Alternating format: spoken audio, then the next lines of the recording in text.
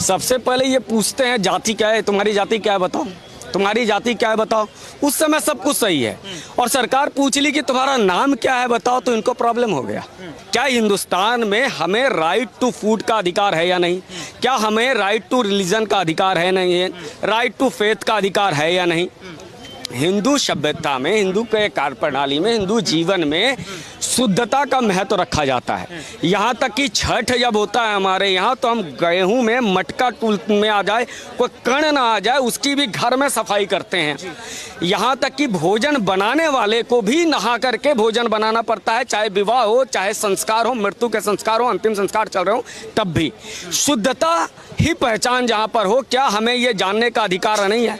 और ये बार बार कह रहे थे जाति बताओ, जाति बताओ। हमने नाम पूछा, इन्हें दिक्कत क्या आ रही?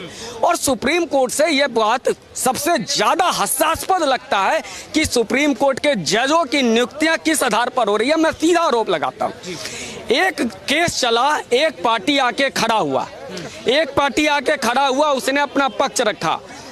पहली बार देखा गया सुप्रीम कोर्ट में एक पक्ष खड़ा होता है और वो अपनी बात कहता है।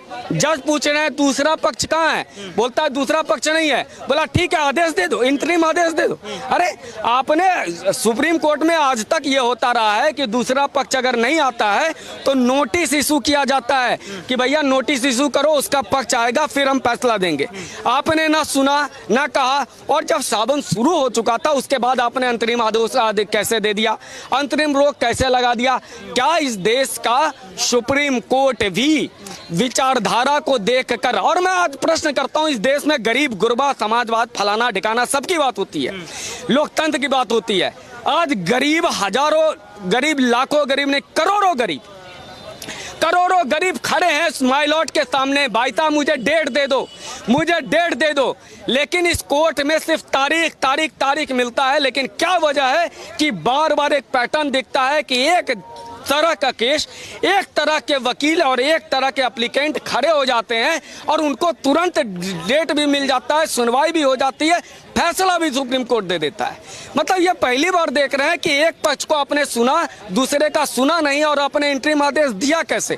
ये बहुत बड़ा इशू है। इसीलिए कहता हूं कि न्यायिक सुधार बहुत आवश्यकता है इस देश में, और जब तक न्यायिक सुधार नहीं होगा, क्योंकि यहाँ पर अभी तक जो जजें बनते आ रहे हैं, कई ऐसे जजों में हमने देखा है कि कई सीनियर को पीछे छोड़ करके बनाया गया है उनको जज। क्यों बनाया? जिसने बनाया उसको रिटर्न कर रहे हो क्या? और ये विचारधारा की लड़ाई जहां पर सड़कों से नहीं लड़ी जा रही है, वहां क्या कोर्ट से अब लड़ेंगे कुछ लोग? ये सवाल है, और ये सवाल एक व्यक्ति का अगर है तो लोकतंत्र में सुप्रीम कोर्ट को भी ये जिम्मेवारी बनती है कि उन्हें भी इसको सुनिश्चित करना पड़ेगा कि उनको भी अपनी सत्यता साबित करनी पड़ेगी। लोकतंत्र का ये तकाजा है। आप राष्ट्रपति पर भी सब प्रश्न नहीं कर सकते, ठीक आपने हटाया हुआ है। आप कैसे आप कहते हैं, सुप्रीम कोर्ट कहता है कि नहीं, हम अभिव्यक्ति की आज़ादी की स्वतंत्रता की रक्षा करेंगे, हम आपको अधिकार देंगे, आप जो मर्जी आया है बोलना है बोलो, आपको जो करना है करो। लेकिन अगर सुप्रीम कोर्ट पे आप कुछ बोल देते हो तो नहीं, अब मानना हो गया। मतलब दूसरों को गाली देना, प्रधानमंत्री पद को गाली देना, इनको लगता है स्वतंत्रता का अधिकार है, अभिव्यक्ति की आज़ादी है। लेकिन सुप्रीम कोर्ट के पे अगर सवाल उठा तो ये कहते हैं अब मानना है। ये दोहरा आपने कौन सा सिलेक्शन पास करके आते हैं? पिता जज, सुप्रीम कोर्ट के चीफ जस्टिस बेटा बन जाता है। तो इस आधार पर, और कई सरकारें नियुक्त कर रही हैं, कई बार कई वकील ने वकीलों को किया। और एक जो वकील साहब गए थे पहले भी कई केसों में, वो तो एक महिला को गोद में लेकर बड़ा वीडियो वायरल हुआ था, वो जज बना रहे थे एक बच्ची को। तो ऐसा, और कौन लोग गए थे कोर्ट में? 3 लोग समझिए। अपूर्वानंद, वो जो दिल्ली में दंगे में मास्टरमाइंड में इनका आरोप बना था, वो कोर्ट जाते हैं। दूसरे कौन? वो टीएमसी की महुआ मोइत्रा, वो उनका सदस्यता क्यों से चली गई थी संसद की? उसने एक कंपनी को, एक उद्योगपति को फायदा पहुंचाने के लिए अपना यूजर आईडी पासवर्ड जो गोपनीय होता है सांसद का, वो दे दिया था। तीसरे अभिषेक मनु सिंघवी जी, जो हर बार ऐसी जहां भी मामला आता है वहां पे खड़े हो जाते हैं, और सुप्रीम कोर्ट कहता है कि आइए ले जाइए आदेश। कैसे आदेश दे सका? तो क्या मुझे ये जानने का हक नहीं है? और यदि ये कानून गलत था, सुप्रीम कोर्ट कानून और आदेश की न्यायिक उनकी ऑडिट कर सकता है या उसका विश्लेषण कर सकता है। जब यह कानून 2006 में आया, यूपीए सरकार ने लाया, अभिषेक मनु सिंघवी के कांग्रेस पार्टी ने लेकर आई, वो कानून संबद्ध है या नहीं इसकी व्याख्या आप करते नहीं है, आप सीधे नोटिस देते हैं। अच्छा, नोटिस देने के बाद आपने दूसरा का पक्ष नहीं सुना। खैर, हिंदुस्तान में जब आतंकवादियों के पोस्टर लगाए जाते हैं उत्तर प्रदेश में, कोर्ट स्वतः संज्ञान ले लेता है। लेकिन जब यही शाहीन बाग हो रहा था, कोर्ट चुप था, लोग कह रहे थे मेरी सड़कें जाम है।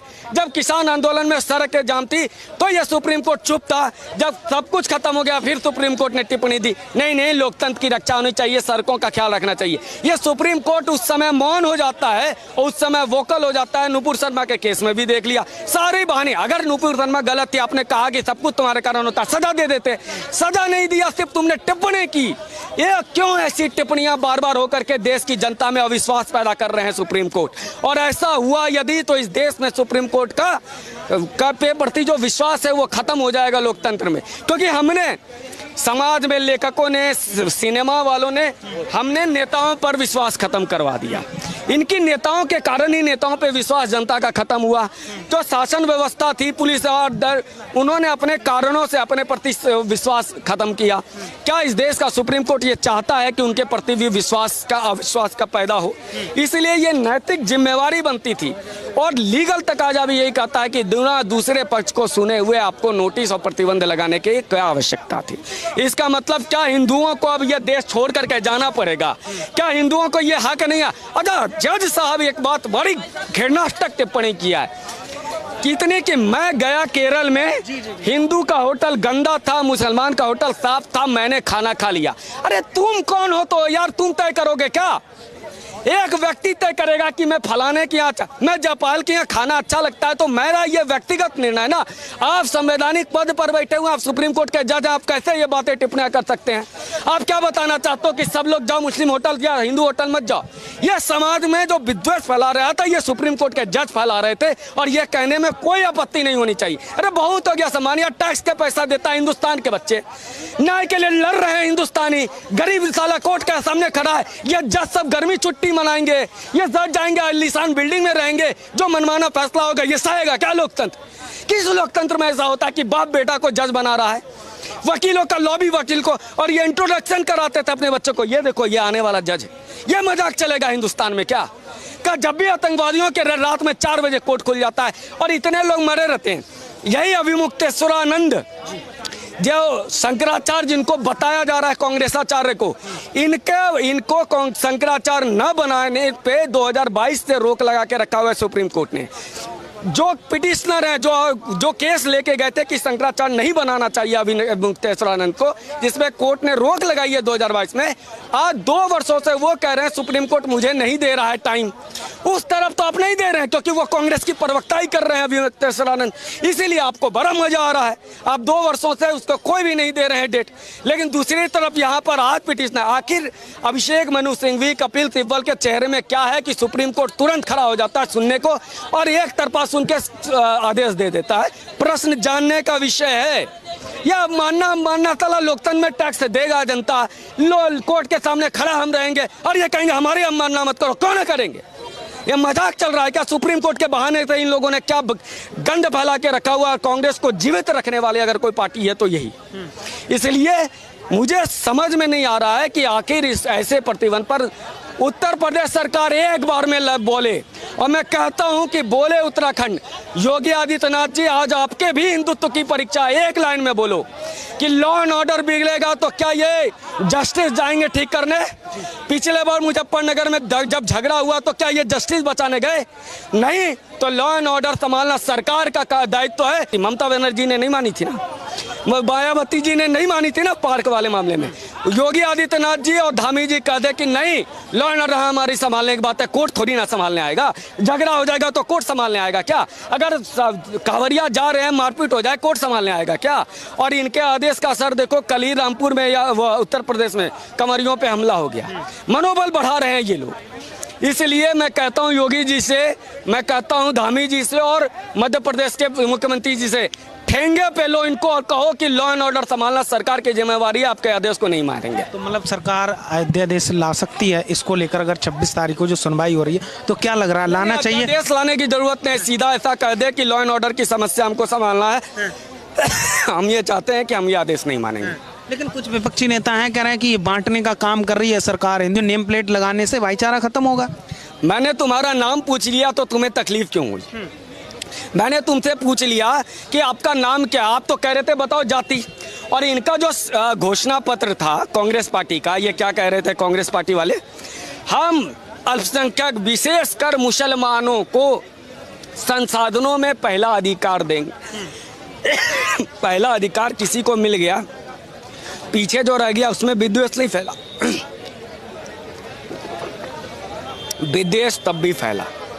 इन्होंने कहा था हम खाने पीने की सुरक्षित करेंगे, हम अल्पसंख्यकों का पहनना खाना पीना संरक्षित करेंगे। इनके घोषणा पत्र में था ना कांग्रेस पार्टी के। जब ये खाने पीने को संरक्षित कर रहे थे अल्पसंख्यकों की, तो हिंदुओं के भी खाने पीने के संरक्षण की बात थी, तब कांग्रेस पार्टी को पीड़ा क्यों हो गई? इनके घोषणा पत्र में था ना। तो फिर यही बात अगर ये कह रहे हैं कि ठीक है तुम मुसलमानों का करना, हम हिंदुओं का करेंगे, और हिंदुओं का ही नहीं करेंगे, हम 1 महीना सिर्फ कांवरियों का करेंगे जो 5 करोड़ लोग हैं, सिर्फ उनके खाने का संरक्षण करेंगे, तो फिर कांग्रेस पार्टी को पीड़ा क्यों हो रही है? और इस देश में क्या सामाजिक इतना प्रेम भाव है तो दिल्ली में दंगे कैसे हो गए? सीए